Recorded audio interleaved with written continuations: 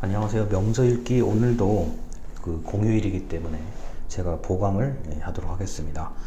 저번에 소감 적어주신 거 보니까 내용을 비교적 잘 이해를 하셨더라고요. 그래서 뭐 동영상 촬영을 하는 거에 대해서 전혀 걱정이 없습니다.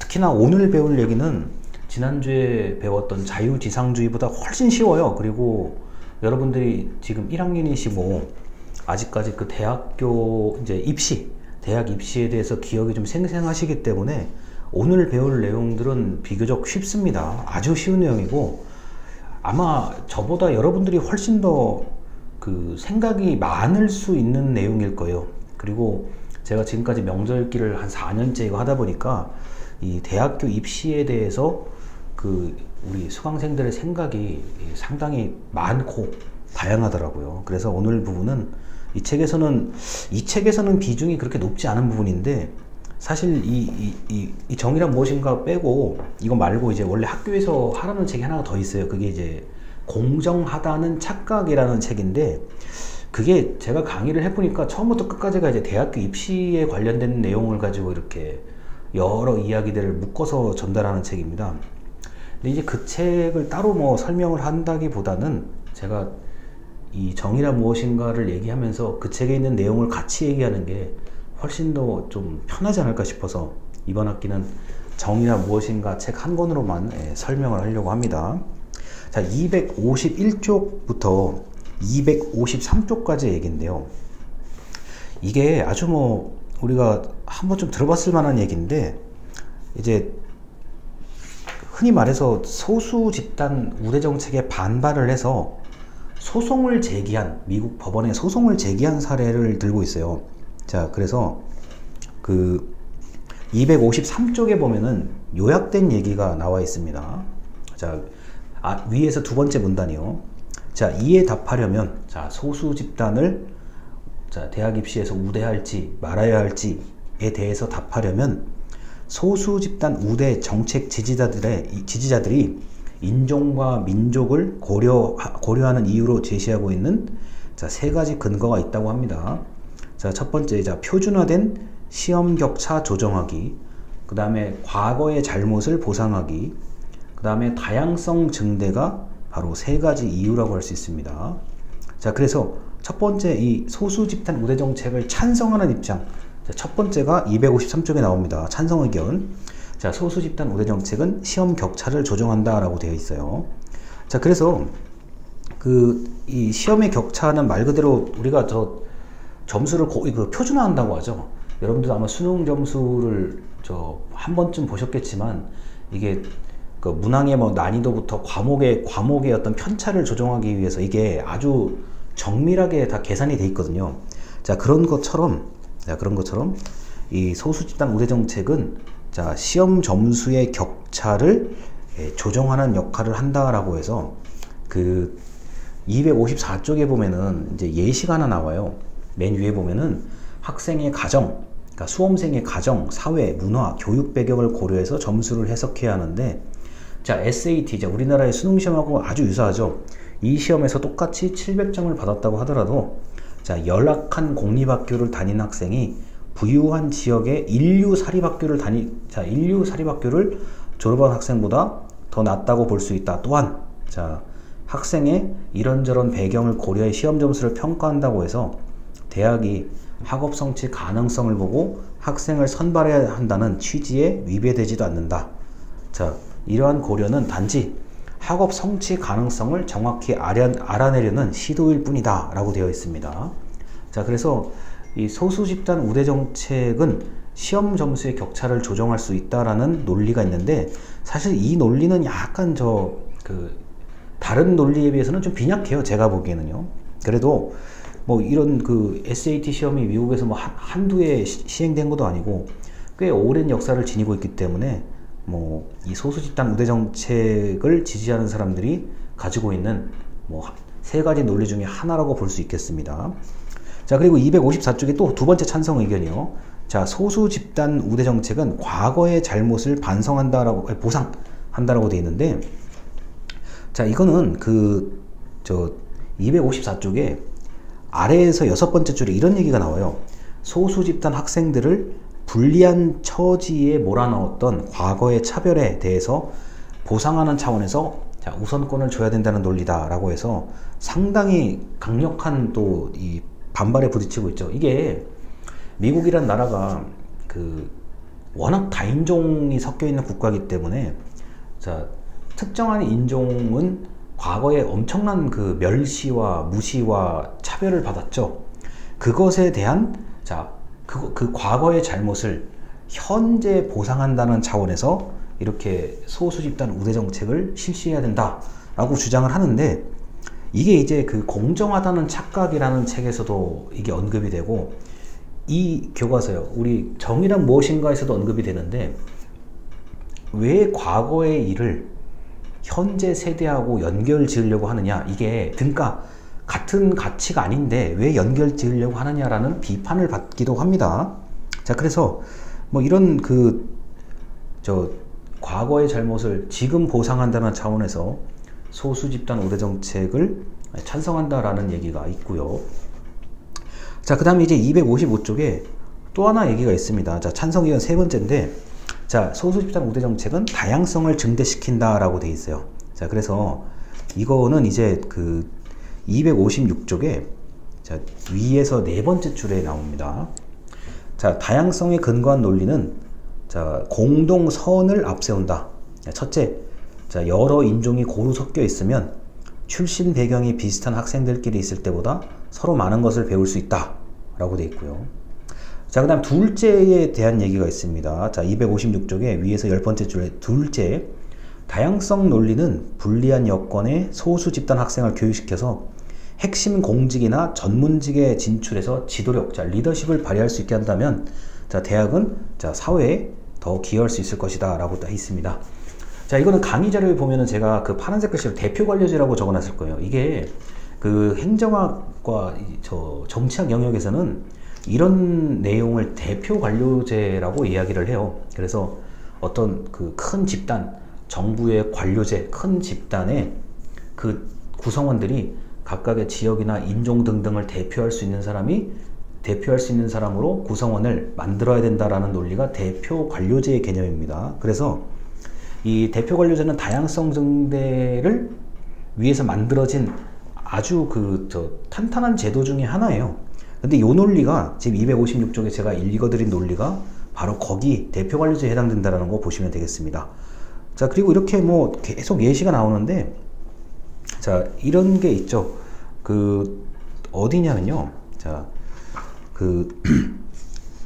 자, 이게 계속 넘어가는 건데요. 자, 어디냐면은, 자, 258쪽에 보면은, 자, 제목만 보고 넘어가셔도 이건 큰 문제가 없습니다. 자, 인종별 우대 정책은 과연 권리를 침해하느냐. 우리가 이제 그 고등학교 때 배웠던 얘기가 하나 떠오르죠. 이제 차별과 역차별 문제가 계속 이 책에서 제기가 되는 거예요. 자, 그리고 260쪽입니다. 인종 분리 정책과 자, 반유대인 쿼터제라고 되어 있는데, 자, 이게 또 미국이 원체 다양한 인종들이 있다 보니까 자, 이거를 과연 인종을 분리해서 뭐 입학생을 받을 수 있는지에 대한 얘기, 그 다음에 과연 어느 정도까지 비율로 자, 특정한 인종을 받아야 되는지, 이 얘기에 대해서 엄청나게 많은 논쟁이 있었죠. 그리고 262쪽에 자, 262쪽에 그 중간 문단 이런 게 있어요. 다양성 논리에 따라 소수 집단 우대 정책을 옹호했듯이 대학이 스스로 정한 사명에 따라 입학 기준을 정했다면 인종차별이나 반유대주의에 제한을 둔다고 해서 이를 비난할 수 있겠느냐라는 거죠. 자, 그래서 지금 강의 자료로 따지면 2번과 3번 얘기를 하고 있는 겁니다. 자, 대학은 각자 설립 목적에 맞게 다양한 방법을 통해서 입학생을 뽑으려고 하는데, 자, 대학마다 정해놓은 목적에 따라서 적합한 학생을 선발하는 게 이게 나쁜 건 아니지 않느냐라는 얘기죠. 지금 방금 262쪽에 읽은 것도, 아니, 대학이 스스로 설립 목적과 규칙에 따라서 입학 기준을 정했는데, 이 입학 기준 자체가 뭐 특정한 인종을 제한하든가 어떤 그 조건을 만든다고 해서 그게 과연 잘못된 거냐 라고 이제 얘기를 한다면 사실 별로 할 말이 없죠. 자, 그래서 이 대학의 설립 목적에 따라서 입학생을 받는 게 이게 뭐가 그렇게 잘못된 거냐라고 반박을 하면 이게 사실 또 굉장히 닭이 먼저냐 달걀이 먼저냐의 얘기처럼 이게 말이 계속 꼬이거든요. 자, 그 다음에 266쪽입니다. 자, 위에서 세 번째 줄인데, 위에서 세 번째 줄이, 죄송합니다. 위에서 세 번째 문단인데, 이제 이렇게 얘기를 해요. 자, 첫째. 자, 정의는 흔히 영예, 자, 명예의 측면을 가지고 있다. 자, 분배에 관련된 논쟁은 누가 무엇을 갖는지의 문제도 있지만 어떤 자질이 명예와 포상의 가치, 받을 자격이 있는지의 문제이기도 하다. 둘째, 자, 사회기관, 여기서 말하는 거는 대학입니다. 대학이 사명, 설립 목적을 정하고 난 뒤에 어떠한 특성이 장점으로 떠오른다면 문제가 복잡해진다. 자, 정의에 관한 논쟁에서 흔히 거론되는 학교 등등등은 자, 제멋대로 설립 목적을 정할 수가 없다. 이들의 사명은 최소한 어느 정도는 그 고유한 기준이 있다라는 거예요. 자, 법학전문대학원, 뭐 군대, 오케스트라 등이 어떠한 사명을 가져야 되는지, 어떠한 목적, 설립 목적을 가져야 되는지에 대해서 시점에 따라 논쟁의 여지가 있을 수도 있는데 어떤 사명이든지 괜찮다고 말할 수는 없다. 그러니까 아무렇게나 하면 안 된다는 얘기입니다. 어느 사회든지 어느 사회기관이라도 대학과 같은 이런 기관은 거기에 맞는 적합한 일정한 기준이 있으며 역할의 배분에서 이러한 기준, 선을 무시하면 자칫 타락으로 흐를 수 있다라고 되어 있습니다. 자, 그래서 그 266쪽에 보면은 이 얘기들은 아무렇게나 목적을 정할 수 있을까요? 제가 이걸 그냥 딱 한 문장으로 요약하면은 대학을 비롯한 사회기관이 뭐 내 건데 어떻게 보면 내 건데 내 마음대로 정하면 되는 거 아니야? 라고 할 수도 있어요. 그런데 지금 이 책에서 제시하고 있는 그 느낌은, 그 뉘앙스는 이게 대학이라면 대학교끼리는 나름대로 그 나름대로의 기준이 있을 것이고 뭐 군대는 군대 나름대로, 뭐 오케스트라는 오케스트라 나름대로 기준이 있을 것이라는 거예요. 그 기준을 무시하고 마음대로 정할 수 있냐는 거예요. 자, 그럴 수 없다라는 게 지금 이 책 얘기거든요. 그러다 보니까 이 대학 입학에 관련된 소수 집단 우대 정책에 대해서 이 책에서는 이게 뭐 그렇게 딱 어떻다라는 그거는 없어요. 이 내용에서도요. 그런데 이제 다만 이 책의 저자 교수님이 강조하는 거는 영예와 미덕에 맞춰서 좀 기준을 정하자는 거거든요.